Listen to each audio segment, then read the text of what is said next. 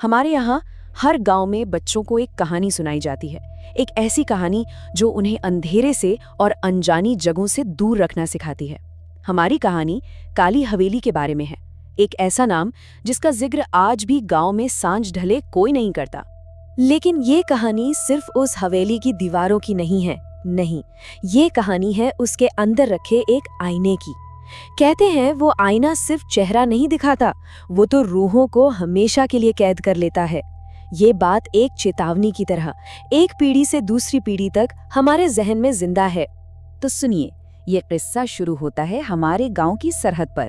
जहां खेत खत्म होते हैं वहां एक टूटी फूटी वीरान हवेली खड़ी है। वक्त और हम दोनों ने उसे भुला दिया था। हम उसे कहते थे काली हवेली। और यही वो जगह है जहां शहर का नया शक हमारे बरसों पुराने यकीन से आ टकराया। उसके दरवाजे पर सालों से ताला जड़ा था, धूल की मोटी परतें जम चुकी थीं और उस हवेली के बारे में बस एक ही बात कही जाती थी। एक बात जो पत्थर की लकीर थी कि जो कोई भी उस देहरी के पार गया वो कभी लौट कर नहीं आया।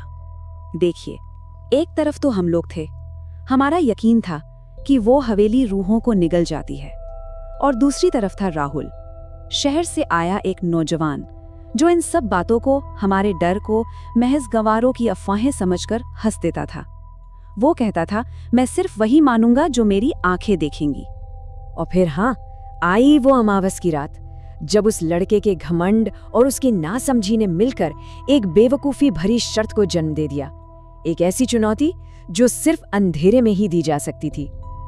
अलाव के पास बैठे अपने दोस्तों के बीच वो हंसा और उसकी आवाज में हमारे बरसों के डर का खुला मजाक था। बोला, तुम लोग डरते हो इन फालतू कहानियों से? अरे आज रात मैं खुद जाकर साबित कर दूंगा कि वहां कुछ भी नहीं है। तो वो चल पड़ा।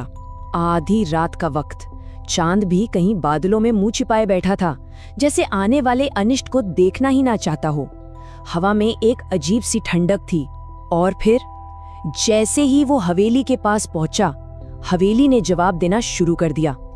उसने बस दरवाजे को हल्का सा धक्का ही दिया था कि एक ऐसी तीखी चरमराहट की आवाज हुई जैसे किसी ने उस हवेली की बरसों की नींद तोड़ दी हो। अंदर तो बस घुप अंधेरा था। दीवारों पर मकड़ी के जालों ने कब्जा कर रखा था और हवा में सीलन की एक ऐसी महक थी मानो यहाँ वक्त भी आकर सड़ गया हो। चारों तरफ मौत जैसा सन्नाटा, और तभी ऊपर की मंजिल से एक आवाज आई। थक थक थक, किसी के चलने की धीमी पर लगातार आती आवाज। अब राहुल का दिल वो तो जैसे छाती तोड़कर बाहर आ जाएगा। डर कह रहा था लौट जा, पर उसका घमंड वो उसे ऊपर सीढ़ियों की तरफ खींच रहा था। बस यहीं से कहानी का वो हिस्सा शुरू होता है जिसे सुनकर आज भी रूह कांप जाती है। वो ऊपर पहुंचा तो देखा एक कमरे का दरवाजा हल्का सा खुला है और अंदर से एक मध्यम सी रोशनी छन कर आ रही थी, जैसे कोई इंतजार कर रहा हो। वो उस अक्स के लिए तैयार नहीं था जो उसका अपना नहीं था। उसने धीरे से दरवाजा खोला और उस कमरे में कुछ नहीं था सिवाय एक बड़े से पुराने आईने के। धूल जमी ही थी उस पर। उसने आईने में झांका, अपना ही अक्स था, पर कुछ तो गड़बड़ थी। सोचिए जरा, क्या अजीब रहा होगा। अजीब ये था कि आईने में जो राहुल खड़ा था वो मुस्कुरा रहा था, जबकि असली राहुल के चेहरे पर तो हवाइयां उड़ी थी। और इससे पहले कि वो कुछ समझ पाता, आईने वाले अक्स की आंखें एकदम स्याह हो गई और उसी लम्हे कमरे का दरवाजा धड़ाम से अपने आप बंद हो गया। फिर एक आवाज, ऐसी भारी गूंजती हुई आवाज जो जैसे दीवारों से आ रही हो। उसने पूछा, क्यों आए हो यहाँ? राहुल की तो जैसे जबान ही सिल गई। उसने बस कांपते हुए पूछा, कौन हो तुम? और आईने से निकला वो साया। वो हंसा और बोला, मैं तो तुम ही हूँ, वो जो कई साल पहले यहीं फंस गया था। बस ये सुनना था कि राहुल का बदन पत्थर हो गया। न वो हिल पा रहा था, न उसकी सांसें चल रही थी। वो साया अब पूरी तरह आईने से बाहर था। उसने राहुल की तरफ अपना हाथ बढ़ाया और जैसे ही उसे छुआ, चारों तरफ अंधेरा छा गया।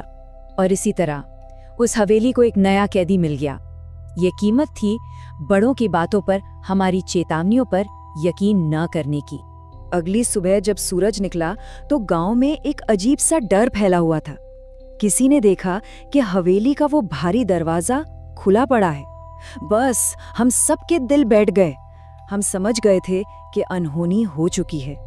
कुछ हिम्मत वाले लोग अंदर गए, पर वहां सिवाय खामोशी के कुछ नहीं था।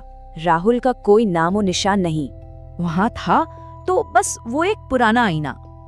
और जब उन्होंने उस कमरे में अंदर देखा तो आईने में एक नया चेहरा कैद था, राहुल का, चीखता हुआ, डरा हुआ चेहरा, जो शीशे के उस पार से मदद के लिए हाथ पैर मार रहा था, पर उसकी चीख की आवाज इस दुनिया तक नहीं पहुंच सकती थी।